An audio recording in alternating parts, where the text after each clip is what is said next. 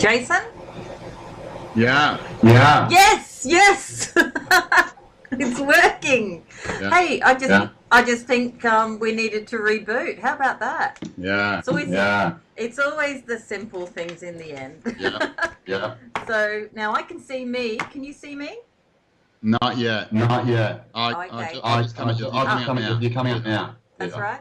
Okay, that's good. That's perfect. I've now got you centered on this. Actually, just move a little bit that way. Perfect. I'm gonna hit the video record and let's just go for it. Hey. Perfect.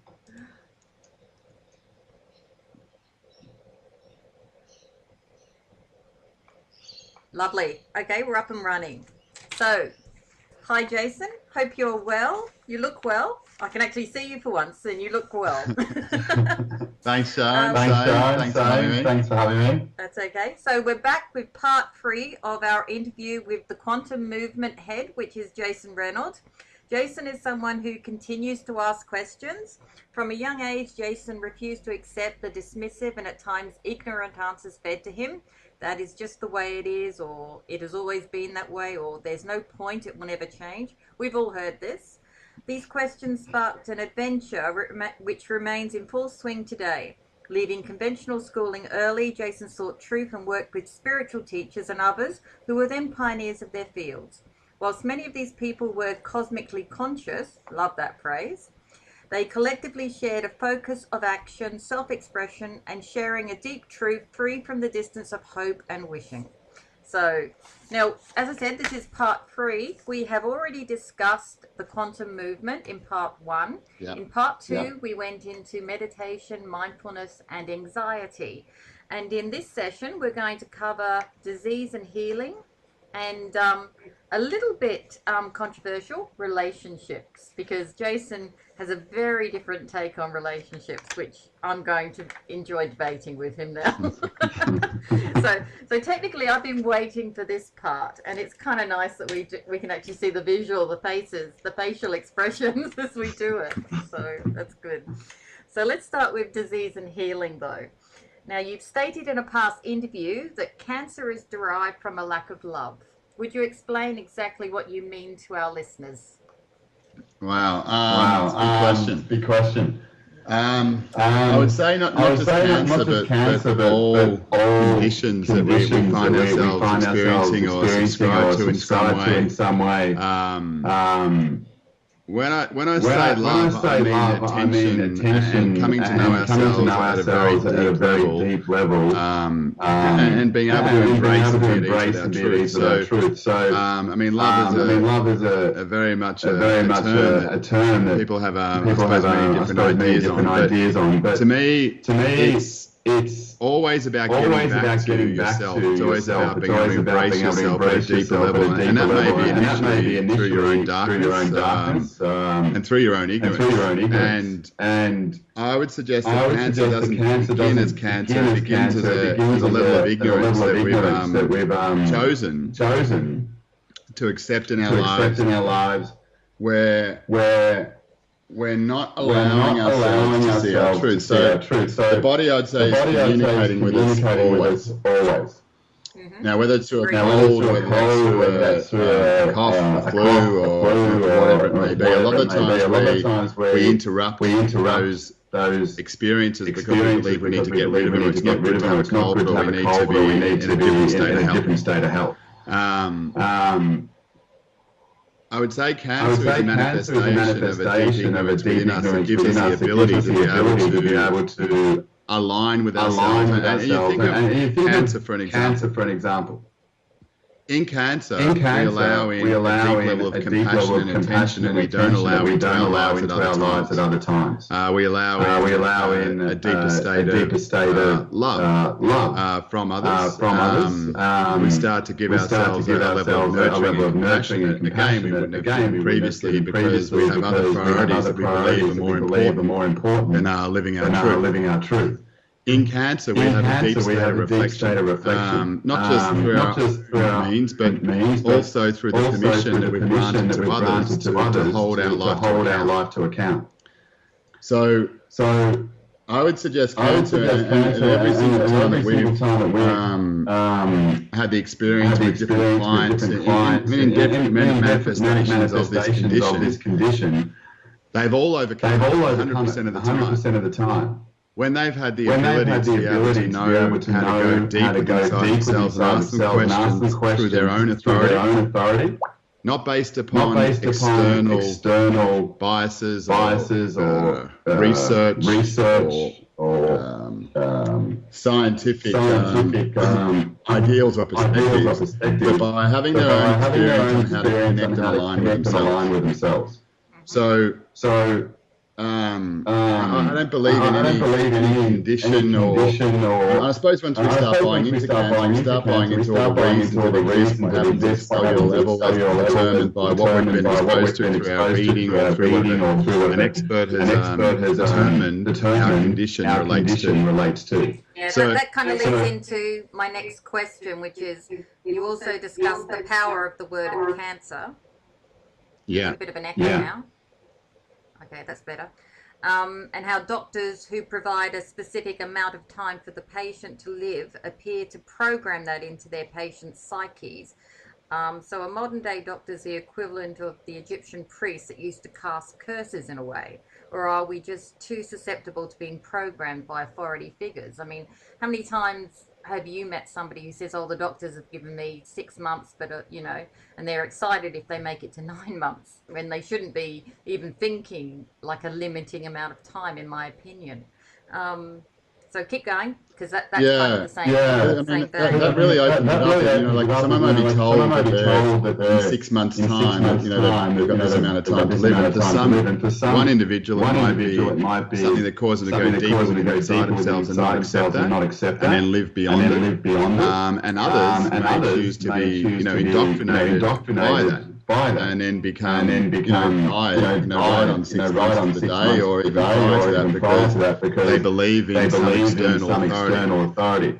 I don't blame the doctors, I don't blame Western medicine. I believe it's up to the individual's level of ignorance that they allow to be present in their own life at that time. I mean, someone can say anything that they want to you, and they've got the right to express and share their truth in that moment. But it's our responsibility to be able to maintain our own integrity and understand what that truth is for us. And this is, to me, what it all gets down to. It's the degree that we can connect to ourselves and to know what our truth is. Not that we're a soul, not that we're an energy force, not that we're any sort of idea based upon a philosophy, but what it is truly within us that we decide that we are, and then being able to connect to that consistently and regularly to maintain what our truth is. So, I mean, I had to go through a whole range of confronting my own beliefs on Western medicine, because it's something that I think when people get into a spiritual bent or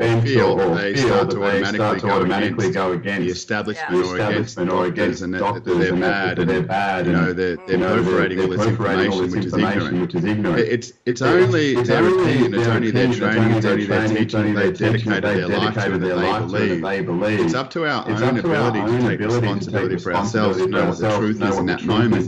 But the question remains, how do we do that? How do we go into our own state of truth to be able to identify what that information is as it relates to me in this moment? Not as it relates to everyone else, not as thousands of other people have been affected or not affected by it, but how does it relate to me?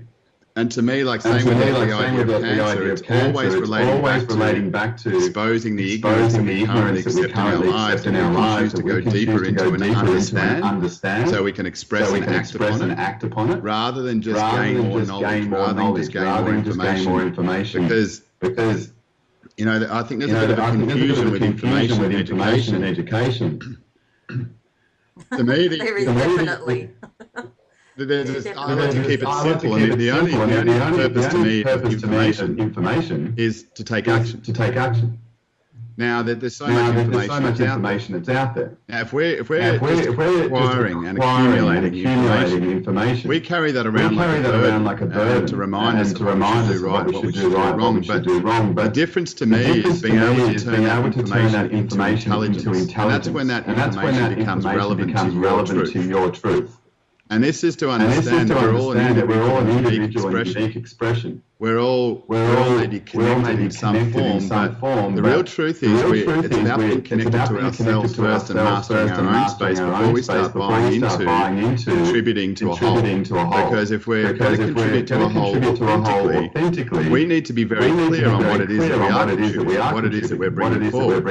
And that again relates back to taking responsibility to get connected to your truth. And however you choose to do that in a way that you can do consistently and with absolute certainty of that connection, its presence, its state of being, its intention, and its truth in relation to you. Exactly. So, what are some basic tools or practices to counteract this societal programming? You know, from the journalism, from affirmations that you might recommend to someone in a similar position today, Jason. Not that I think affirmations are probably something that you do a lot of. I'm not sure, but it's kind of along the same lines as meditation, so I imagine you don't. Yeah. So what kind of basic tools or practices would you recommend? Like I used to put a rubber band on my wrist, and whenever something didn't feel right, I used to twang it, basically. Yeah. And I kind of that type of practice I found worked really well, especially if like I was quitting something like sugar or dairy. You know, when I was approached to it, instead of actually eating it, I just or drinking it, I twang the elastic. Yeah. And after a while, you kind of, I suppose that's a programming in a way too, isn't it? Yeah. But that's kind of a tool that I've used in the past. I've used affirmations, but what would you recommend to help people deprogram themselves? I suppose, can I say the matrix that's out there? Maybe however that relates to you. But I see the benefit of the elastic band. I mean, it's bringing you back to a state of presence, and I think that's the most important part, and it's the degree that you can be accountable for that state of presence. Because for some of us, we think, I'm kind of there, and we accept that rather than actually being present. For me, one of the most simple practices, I think meditation's not an evil. I just think there's much better ways that we can be using our time and our energy to find out an answer. And a lot of the times with meditation, I find the issue with it sets up a state of duality. It creates a state of waiting rather than empowerment within an individual. Unless they're very clear on what the intention is within that silence, within that practice. So for me, the habit of writing. I mean, look, one of the things that comes to meditation is mastering your own silence and being free from thought and reactive thinking. Now, as much as you can say to someone, okay, get into a silent space and release all your thoughts, and even for some people, become present to them but don't react to them. I find a very effective way that seems to work all the time with my clients is writing. Getting a pen and paper, because in the state of writing, when you're present to yourself and you're writing out whatever is currently on your mind, in your state of awareness, you can't think of anything else. You can only be present to those thoughts, to those awarenesses at a particular time. You can't think of something and write something else. In that moment, you're automatically this is just a really simple practice that anyone can do at any time. Now, the practice of writing, I would say a great way to detox the mind from information that's not relevant to them is to write out authentically and without thought everything that is currently in their mind space. Now, whether that's from the deepest, darkest thoughts of I want to kill myself to I don't want to be here, or life, or I'm not worthy, or I have no purpose, or whatever that may be.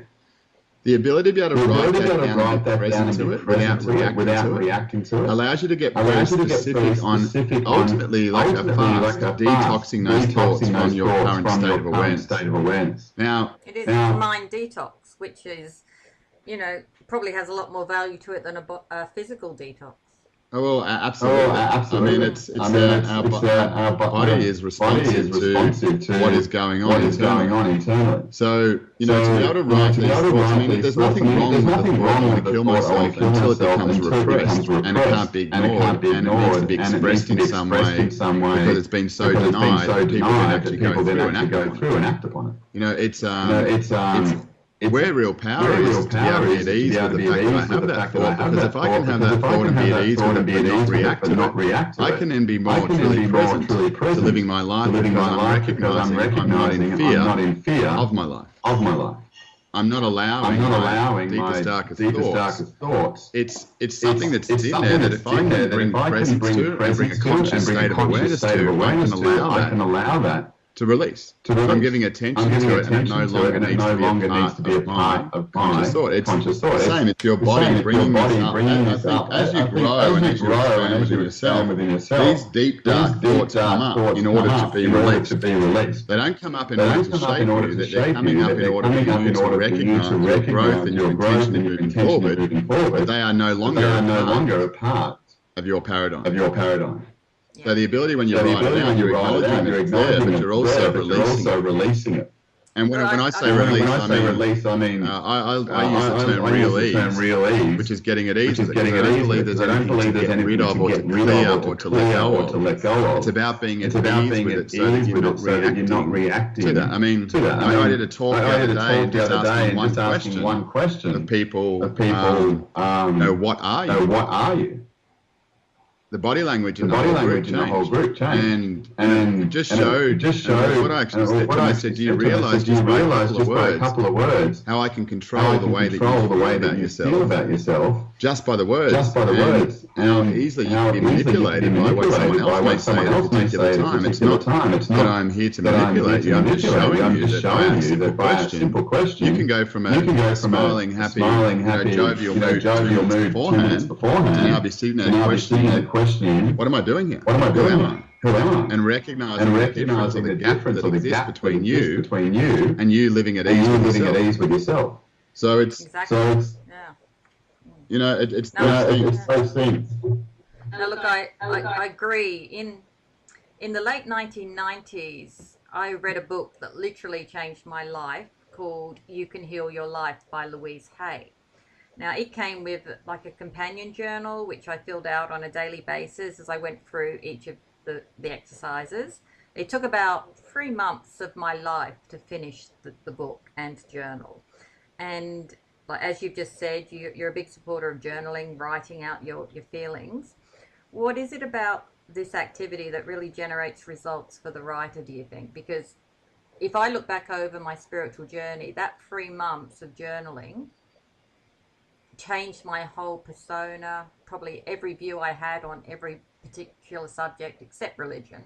I'm still very anti the religious establishments, but everything else I pretty much took and changed my view on, and it was that 3 months of journaling. So basically, what do you think it is about the act of purging onto paper that generates such great results? Well, like I said, I believe it's creating a state of presence. It's undeniable the relationship you're creating, who you're talking to, what you're talking with. There's no one else present in that state. I mean, it's through journaling. It's really easy at times to talk about things, but when you actually have to go and write it down on paper and actually become present to it, it's a very different experience to what you're thinking in your head. So basically, there's no one else to get in the way, is there? Basically, there's no one to put a facade on for, and the only person, like, it's probably the only place you can be free to say exactly what you think. Yeah, when you're writing down, you get away with things like, you know what I mean, you get what I'm saying. You have to write it down in full expression, become specific and present to what it is that you are expressing at that moment through you. To me, the only truth that we have is the one that we're living right now. So when you're writing those things down, you can't express it in such a way that is true to you. When you write it out, you have evidence in front of you in which you can improve upon, which you can grow which you can expand upon, but when it's a thought, you can change that in every moment without any accountability, without any sustenance. It's quite confusing. I mean, to actually sit down and to say to someone, I've got an idea, I've got a business that I want to create, this is what it's all about, and someone says, okay, go and write that out. It becomes a very different challenge for someone to actually get that out, and as soon as they start writing it out, they start to see where the gaps are. And through being present to that, you can start to identify in writing with yourself what it is that you don't understand. You become very present to what your truth is. You can't fiddle or filter that through a thinking or an image that feels that. It's about creating in this particular state right now what your truth is for you.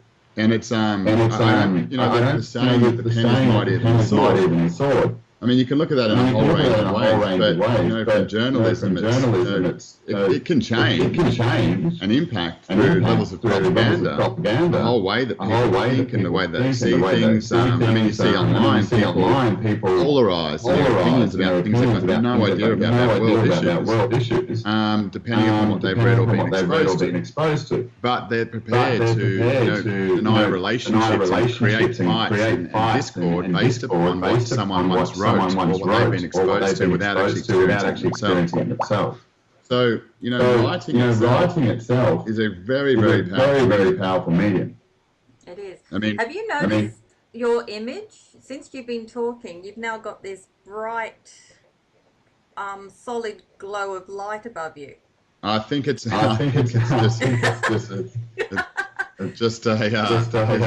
positioning of the light. It's if you look at the earlier screenshots they did, it wasn't there before. Oh, right. It started to really glow.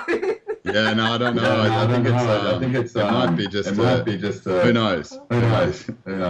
It's quite. It's been coming on subtly, and then there was like this huge glow when you were talking about journaling. Right. Maybe it's if I had hair, I don't know if it'd be there. No, maybe you've just got divine intervention happening at that moment. So, okay. Well, that's great. So let's move on to a discussion on relationships. You've stated in a previous interview that relationships have too many rules and judgments associated with them. And due to this, the individuality of each party has to sacrifice, one usually more than the other. And I have to say probably the female in that scenario, if it's a male-female relationship. What would you define a healthy relationship as being? One with yourself. Mm-hmm. Like that's. I think what I mean by the rules we place on the other person as far as what we expect from them, and what we, as a male or as a female, expect that other person to fulfill a role in our life, fulfill roles in our life that we are unable to fulfill within ourselves. To be truly able to speak your truth with your partner, to me is a complete state of freedom. And maybe we don't say things sometimes because we're concerned that if I was to say something, I might not be with this person because I know that that's going to trigger something deep within them and also deep within me that we then maintain this relationship. So I might choose to deny that because I don't want to be single, or I don't want to be alone, or I don't want to be seen to be in a broken marriage, or I don't want my kids to suffer. I mean, I grew up in a household where my parents, like probably many of that generation, stayed together for the kids. There's a bit of a catch cry. They had to sacrifice who they were in order to support kids. And I know through my own life, I've had to go through a lot. And you could probably look at it in this way that that's caused me to be who I am today. But at the same time, I could have learned many other lessons that expanded me well beyond that. And I didn't need to go through that type of experience. But that happens a lot though, doesn't it? People try and make their partners fit a certain hole in their relationship. Like a lot of men seem to want a mother rather than a wife. And that's always been a bit of a disturbing scenario for me. Yeah. So I don't know about you. But is that kind of what you're saying as an example? Yeah. I think that's you know, probably preconceived rules that when someone says something like, just a scenario, even amongst men, for the ability for a man to say to another man, I love you. Like, and it might even be cross-generational, like say to their fathers, you know, I love you, and how that may be taken. Like, if I was to meet a guy today and I was like, really, felt like this, he's a really great person, and I felt like, I really love this guy. I really love to say that, how that may be reacted or responded to would be quite different. Isn't it strange for someone to be able to express love, how that may be misconstrued, or how that may be assumed what this person means, that maybe they're gay, or maybe that they're weird, maybe they're strange, rather than just accepting, wow, this person is expressing love. It doesn't, I don't need to react to it, it's just them allowing to express themselves. But in the same way, if I meet a girl and I was to say, you know, like, I really love you, you know, whether I was in an intimate relationship, or whether I was in an intimate relationship, and after a couple of weeks I was like, I really love you. I mean, how often it happens to people that they deny themselves and saying it, and it changes the course of that relationship because they're not speaking their truth. And I think that manifests further down the lines where, you know, if you can't be truthful in your own statement, in your own space, you're not being authentic to that person you're with, and then maybe years down the track, you're wondering who you're in a relationship with. Look, I believe that I see a lot through clients and through friends where, you know, and it's probably more as being a male because I hear from male, but also hear from the side of female clients. But they may confide in me in a affection that they have towards someone else, but they don't express it to their partner, the person that's closest to them, that they decide to spend their life with, because fear how they may judge them. Now, a guy might have, you know, tendencies where he's not able to express himself to his wife, or a wife not able to express himself to their husband, and they go and find another partner. I mean, this is probably a controversial thing in the rules of relationships these days in the Western world. But if an individual had a yearning and they wanted to go and explore with another person, the person they should be able to express that to is the person they love the most, in accepting them for who they are without restricting them for who they are. And these are part of the rules of relationships, as far as, you know, what are we in that to restrict each other in their expression, or are we in that to allow that person to explore themselves in a way that we can become stronger within who we are? I mean, imagine being able to be at ease with someone wanting and find out who they were in this lifetime without feeling they're obligated to living someone else's life, or living to their insecurities for a period of time. I know it creates controversy, but ultimately people want freedom and truth and honesty. It can become quite contradictory to what degree. And I know that goes against. No, I have to agree. I think a lot of the problem, though, is one of the sexes is more suited to monogamy than the other, to be honest. And the whole concept of why marriage was created was to make the females in society safer by giving them as property to a man, basically, so that other men would be fearful of, you know, taking the woman for themselves. That's kind of like the root of what marriage is about. But basically, in this day and age, most women can now, you know, maintain their own security and can make their own choices. But we've still got this programming in our heads from society. I mean, it's less and less every time a generation is. I've noticed a huge difference between how my daughters react to relationships and how I reacted to a relationship. So maybe in a few generations' time, the female psyche will catch up with the male psyche, and what you're suggesting there as a more open relationship will be the norm. However, there's also I think it'll be interesting once everybody's got the same kind of psyche in place, at how happy and how long that will be maintained, because I think there'll always be some people who will seek the permanency of marriage over I'd say multiple dalliances. I mean, mostly dalliances don't last, whereas a lot of people seek that security in family. So, but yeah, anyway, I'm by no means advocating like extramarital or even having multiple relationships. I mean, that's by no means what I'm saying. So you're not a secret polygamist. Sorry? Not a secret polygamist then. So no, not at all. I mean, I love the connection with a singular person, and being able to share deep moments of awareness through times of different levels of sacrifice we've made or come together or challenges we've gone through. I mean, there's a deep sense of connection that can happen in those moments. But what I'm suggesting is that we need to look at relationships the way that serves us. Not in a way of obligation or expectation of people around us. And to be truly honest with those people that we're sharing time and space with. It takes a lot of courage to recently that people have to express is fantasies that have sex with it.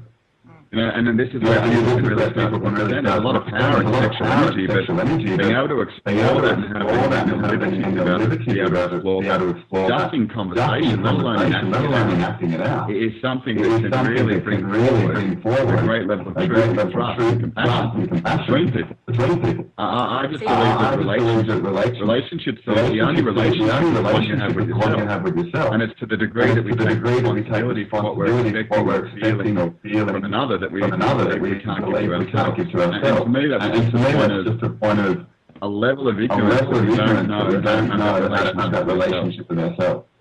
I think that's an interesting example, Jason, because if you're female and you have girlfriends, we all discuss that.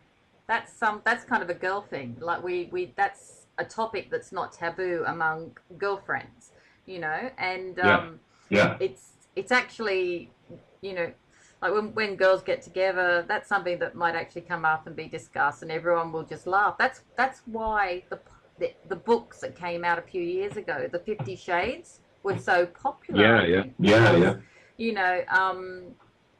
A lot of women that maybe didn't have as, it's what girls have been talking to each other about for years when we go off and do our things together and have a girls' weekends. It's not something, but you're right, it's not something that most heterosexual women would discuss with their partners. Maybe in the early years when they're in the new relationship, but the time when it really should be discussed is probably in the latter years of a relationship when your things are starting to get a little bit, boring. But it's never discussed then because you then start to think you'll be judged on, or your partner well enough, or you believe you know your partner well enough that they won't go for some of the stuff that you're going to be promoting. And I think that's true of both the sexes in that case. But I need to ask you a question about, you talk a lot about loving oneself and not expecting others, like a partner or a child, etc., to supply this to you. Would you tell us more about how we should go about being our own love support system? Because I think that would really help a lot of people, especially if they're not in relationships. Yeah. To me, one big thing is attention. And I don't mean some people say I spend time with myself, and then I watch TV and then I go for a walk and they got arranged doing it. But I mean in the same way that you endeavour to have a relationship with someone else, you need to engage, you need to spend time, you need to be present to them, not basing your opinions, beliefs upon them, but being present to who they are and having you can actually understand what it is and to share or contribute. It's having that time to be able to do that with yourself. Whether that comes through writing, comes through meditation, but you want to be clear on what it is you're connecting to, and what it is that you're connecting through. So So to me, one of the greatest things still goes back to journaling. Journaling's not something that I teach, but I can't teach or I suppose expand upon what I do teach at this moment because of the nature of it. But I recommend everyone to get a pen and paper and start writing and have time to yourself to really allow yourself to hear what it is coming from you. You're expressing out to others. In the same way that you create a relationship with others. It's I don't know affirmations may help some period of time, but I don't believe they're an answer. Some people say that they take themselves out for a date, but I find a lot of them superficial as far as maybe taking themselves shopping. It feels shopping for a period of time, but it's not something that you can rely upon in each moment to maintain love or attention within yourself. I believe it's something that in giving yourself love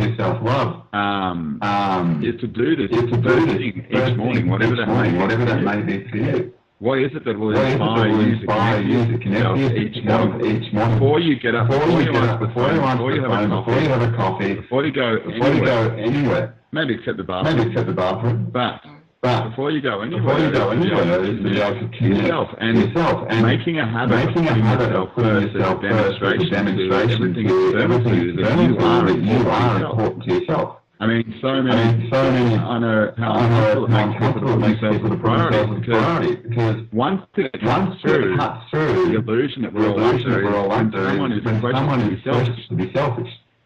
And most of us are concerned that no matter how balanced you may be, if someone levels a judgment upon you that you're selfish, it's something that always someone questions. Well, maybe I am being selfish. Maybe I'm not. Honoring them. The real key is it's about putting time into yourself, prioritizing yourself. It's not selfish. That's self-love. Selfish is when to me when you expect other people to live the way that you want them to live. It's an expectation on other people's time. It's not about you putting yourself first. For you to truly show up, for you to truly be authentic, you have to understand. And when I say understand, I mean to the degree that you can act upon it congruently and authentically. Not knowing. I mean, there's no point knowing who we are, because that's just a conversation we're having. But I mean understanding until it becomes a habit that you act upon all the time, that you are expressing and being you in that moment, through understanding the truth of what you are. That takes a lot of courage. For most people, I know when I was younger, the whole idea of me staying home by myself for a night, that was, it was nearly something I ran for long and partying and doing whatever I could to spend time with myself.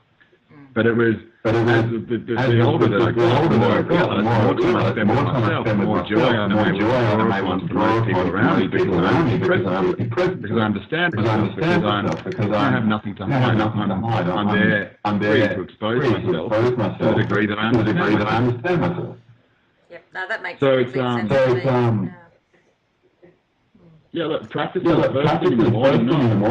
It's kind of like the saying of people that want to save money, and what they do is they get their money and they say what they've got left.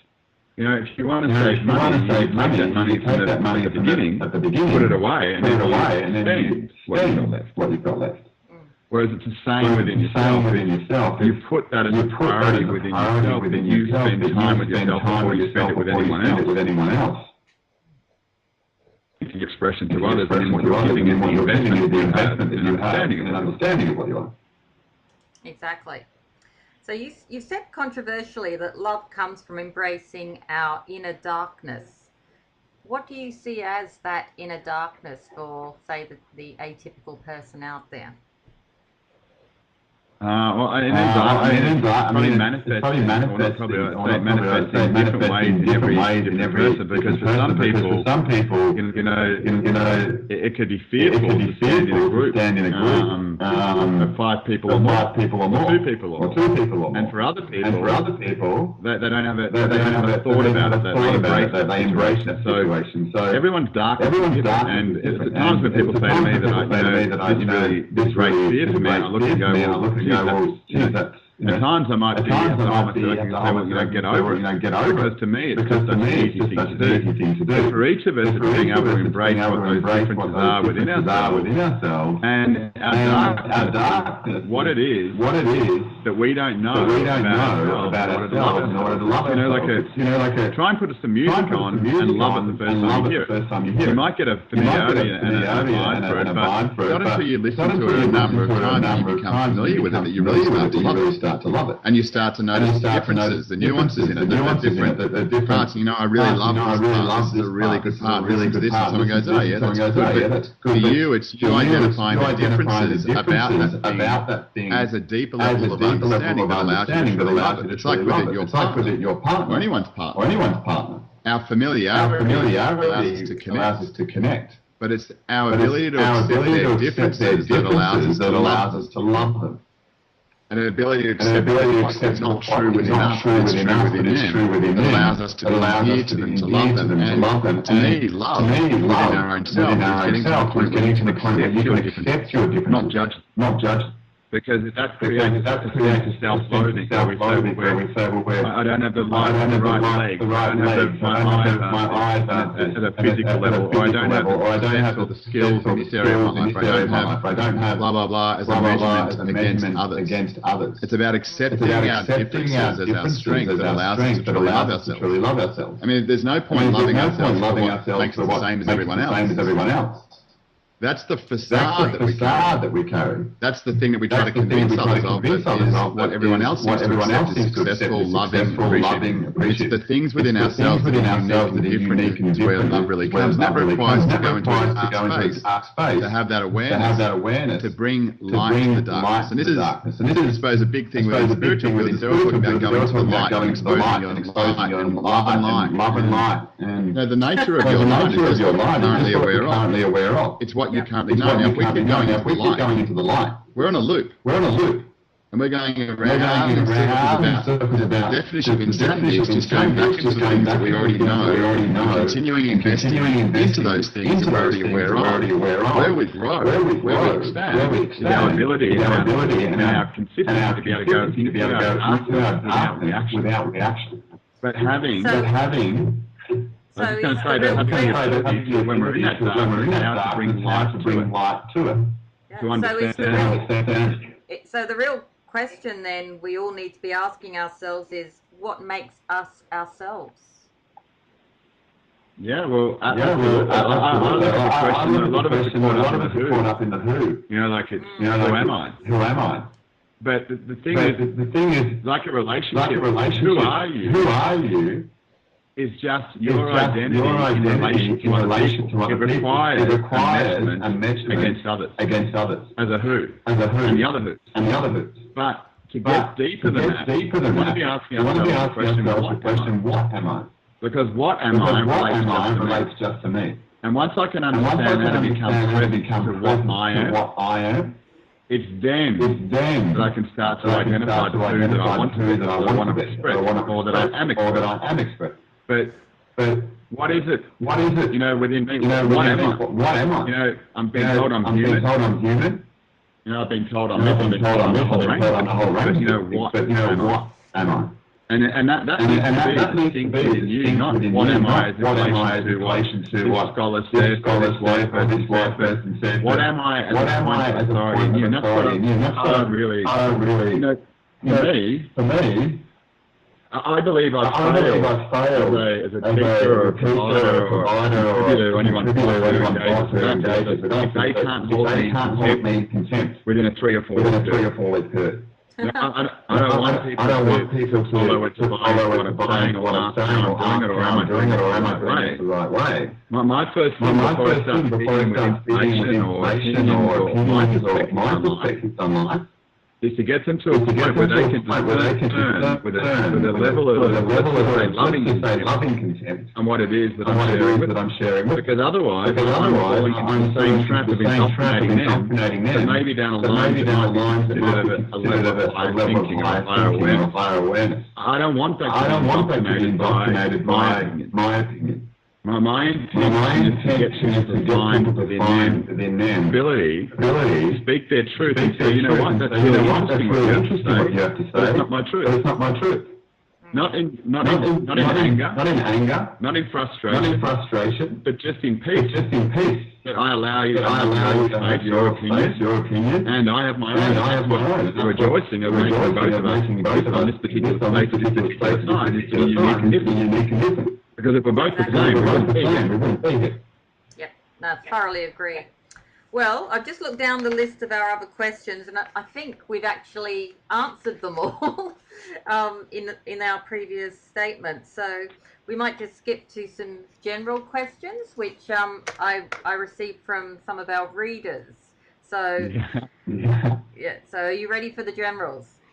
Yeah. Okay. I'm ready. I'm ready. And these have come from our readers. So not from myself. So what are your thoughts on veganism and the current movement sweeping the mainstream world? Veganism itself, I don't see any difference to another religion. It's an indoctrination of how people should act because they eat a particular way, rather than denying their own another way of denying their own truth and their own authority to identify what it is that works best for them.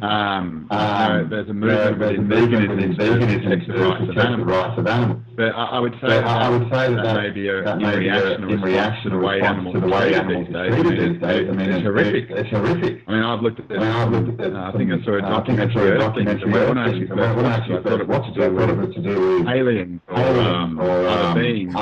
And then very quickly found out it was about the way animals were treated on this planet. And it was very graphic, gross things. And I remember questioning myself, how did we get here? How do we get to this point? But there's also many other on how animals are treated in a particular way. Serve. I mean, I've been through and they used to a lot of meat animals, but they believe they take the spirit of that animal, they ask the spirit of that animal if it's prepared to offer it as an offering to food. But veganism, down those lines, this may be controversial, but it's not much different to a Hitler-type regime, where if they're right and everyone else is wrong. But, I suppose there's radicals in everything. Where I met a lady recently who threw red paint and wrote death blood and all the rest of it over school canteen burgers. And she thought that was her right to do that as a way of expressing and protecting animals. Now, I've had other vegans who that's a ridiculous bad name. Veganism is a choice. It's not a political party, it's not a religion, it's not a way of life that everyone has to follow. Everyone has their own free choice on how to act. The ability to be able to act in your own way is the nature of what we have in this particular lifetime. It's the religion of health. Is really, that I suppose goes with all the nutrient supplies, with all the pharmaceuticals, with everything else that we rely upon. All this evidence that it's healthy to drink red wine and never drink it. Alcohol,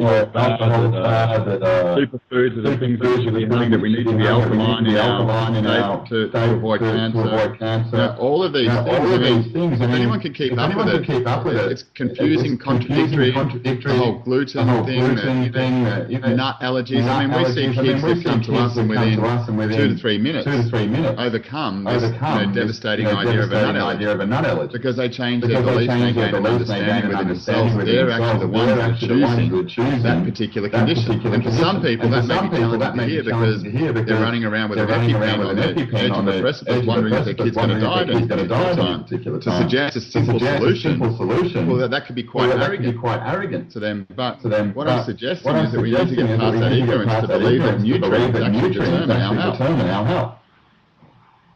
What determines our health is our belief in how things are now. If we believe that superfood is going to change our life, if we believe that a fast is going to change our life, if we believe these things, we're going to have that experience. You know, if smoking was bad, everyone who smoked would die. Plenty of people who go to the grave at 100 and beyond and have been smoking all their life. When I used to watch the news, there'd be Larry who'd be sitting there having a beer and a cigarette saying, I smoked every day of my life, drink every day of my life, and that's been my secret, just to enjoy myself. And then you see other people sitting there smoking and saying, I've got to give up, this is really bad for me, it's bad for my lungs, it's not making me healthy. You know, it's not the smoking that's bad, it's the indoctrination that they're buying into to suggest to themselves that they need to devastate their body based upon their beliefs, not based upon the action. Yep, no, I agree with you there. How would you define inner peace, and is it achievable in our current world? That's a big one. How do I define it? Yeah, how personally do you, let me reinterpret that question. How do you find inner peace? So let's say you've had a bit of a rocky day and you just need to sit down and get back to a peaceful state. How would you go about that? Well, in that response, I go through a process that I call quantum movement, which is just look, I think it's really important to understand how much energy we take on from other people, from our external reality that we start to believe is our own experience. So to me, part of that process is first definitively, in a couple of moments, releasing and removing all external energy that we've taken on, then reaffirming our own frequency in our own state, and then protecting ourselves in that moment. Now, to me, inner peace is to the degree that you understand how to get at ease in every moment. Now, if you know how to get it, then it's a choice. To be at ease or have internally. It's not the actual experience of happiness. It's knowing to a point and a degree where you can express it to an understanding that you can achieve ease in every moment. Because as soon as you can do that, you can experience peace. You can choose to be in pain. You can choose to be challenged. Knowing that in that moment, if you wanted to change that, you can bring a state of ease or peace too. Now, ease itself is that there's these ideas, and I think a lot of contradictions in philosophy. If we're infinite, if we're infinite in our capacity and in our state, there should be nothing to let go of, to clear. And if we're truly authority of our own state, all we need to do is become at ease with these different states of being, these different experiences, and ultimately these different experiences come at you as a frequency. We first feel it. And we can feel it. We have a choice at that moment to either react and become restricted by it, or resistant to it, or if we're able to be at ease with it, and that's where we find a greater level of mastery. The more things that we're at ease with allows us in that moment to not be reactive, but instead when we experience it, we have a choice. And that to me is where you start to find peace within yourself, is that when you have a choice in each and every moment, unless that you're restricted by the conditions or obligations that you're expected to live in as a person, as a human, or whatever you believe you are. I would also look at one other point. This is just a simplicity that I look at. In life, you're going to trip over. You're going to fall. You're going to be challenged. But I look at it as you're going to trip over. The only thing that we need to know within ourselves to maintain ease or peace within ourselves is that we need to know how to get back up. Now, if we definitively know how to get back up, and the simpler that is, the more easy that is to replicate in each moment. What happens is we don't care about falling over anymore. We don't care about the challenge of it because we know and understand within ourselves how to get back up. So if every moment we trip over and you had to get back up, then life is solved. We know that we're going to jump off a cliff at some stage and really launch ourselves into life. And we know that we're probably going to fall over, but if we knew that at the bottom of that fall we could get back up, we would take bigger jumps, bigger leaps, bigger movements forward. And this is the nature of people who are quite inspired and have success in their life, is because they believe in themselves enough that if they fall, they can get back up. And even if they don't know how to at this moment, they will find a way. I go about sharing a very simple thing of how to get back to your frequency signature, which is just what I believe you are, your frequency. And for you to be able to get back to your frequency. Not what someone else says, not through a practice, but through an understanding on how you do that for you. And that to me is where peace is defined. It's not a place that you get to, but it's the understanding within yourself that you can get to that space regularly and consistently in each and every moment, no matter what comes towards you or you have to experience. But you think you've actually just answered the next reader question, which was, how should I deal with my inner anger in a healthy way? But I think you've just answered that perfectly. So. Inner anger is really depression. Ultimately, it's anger turned inward. But again, the greatest way to deal with inner anger, I had a guy recently who it wasn't a client. It happened just to be someone who interacted with him, and just shared with him some simple steps on how to write and outsource his thoughts and detox his mind 10 minutes a day. And this is a guy that when he went out, he'd have a few drinks. And he liked to have a few drinks, but he'd find himself consistently want to apply and wanted to get into a state. So in his mid-30s, he said, this is just not me, but I can't control myself from doing it. Within a week of writing stuff out, that's changed. He's had expressing that out without being expressed through the intoxication of alcohol to release himself. He's been able to come present to it. So that's now gone. But for most of us, Sharon, we don't want to accept a simple answer because I've been dealing with anger for the last 20 years of my life. And someone said to me, just write it out. They're going to go, you're going to stop saying how complex. No, that won't work. I've tried this. I've taken pills. I've tried yoga. I've tried meditation. No, that's not going to work.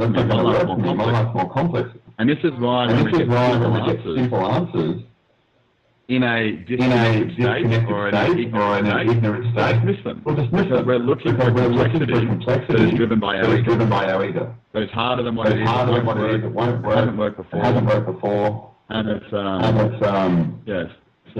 The simple answers are the ones that are saying. It's just a matter of being able to be present enough to them to apply them and apply them consistently in a space when you have a relationship with yourself. Not because I told them or anyone else told them, but because they become to that awareness within themselves. Exactly. Okay, well, let's wrap up. Just before we finish, I'd just like to thank Jason for his time over the last probably 2 months of interviewing. And I'd like everyone here to check out the Quantum Movement. You can get to it on Facebook at the Quantum Movement, all one word. Or you can email Jason directly at jason@naturalaspiration.com. Or can I give the phone number to Jason? Yeah, that'd be fine. Okay, so if you're in Australia, it's 0400 169 169. And Jason also has an upcoming introductory writing course. So if you send him an email, I'm sure he'll be more than happy to send you back information about the course. And that will be online on Zoom. Is that correct, Jason? Yeah, that'll be something that'll run on Zoom. That's people can register at we're not massively active on Facebook, but they can look at the Quantum Movement on Facebook and become a member there. That information will be posted up there as well. Excellent. And if in the near future Jason puts together a website, I'll post that in the credits for this on YouTube as well. Okay, I'm hoping, fingers crossed. Okay, well, thank you very much, Jason. Thank you for your time and all your patience. And just so that you know, you've changed my view on a few things during our discussions. And you've also helped me personally to kind of come to terms with a lot of the stuff I kind of believed, but I hadn't actually shared with well, usually my interviewees previously. So you've it's actually been a bit of a counselling session for me at the same time. So thank you for that. So I feel like I should give you some money back. I should give you a voucher or something. This is all. Okay. This is all. I was just saying, I just really appreciate like the time you put into this, the questions that you've asked, and obviously the time just to research. Yeah, I really feel honoured just to have this time to share with you and your viewers as well. Oh, well, this will go up shortly, and part 2 will be available in 3 weeks. So we'll actually put part 3 up earlier because I've done this outside of the radio station. So there'll be a little bit of a disconnect, but I'll put part 3 up before part 2. So and I believe on YouTube part 1's doing really well. Lots of hits happening there. So okay, great. So you should be getting a bit of feedback yourself. I've added in your links to the description, so hopefully somebody will be emailing you or getting in contact soon. Great, I'll follow that up. That's really great, Sharon. Thank you so much. My pleasure. And if you're interested, I'm always open to new columnists for the magazine. So if you're interested in coming on board and doing something like that, just send me an email. Yeah, absolutely. Okay, because you have a lot to share. It'd be nice to give it a regular output, hey? Well, thank you. I used to avoid any form of talking or speaking